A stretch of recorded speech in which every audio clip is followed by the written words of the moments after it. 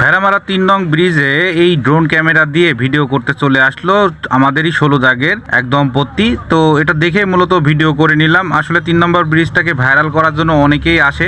তো drone camera নিয়ে আমার সামনে যেহেতু চলে এসেছে, সুযোগ পেয়ে আমিও ভিডিও করে নিলাম। আসলে ড্রোন ক্যামেরা দিয়ে ভিডিও করতে অনেক সুন্দর লাগে এবং ভিডিওগুলো দেখতে অনেক চমকপ্রদ হয়।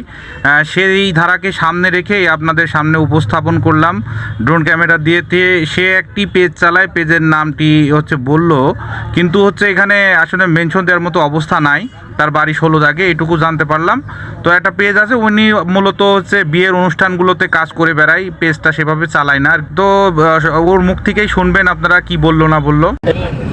আপনার পেজের নাম কি?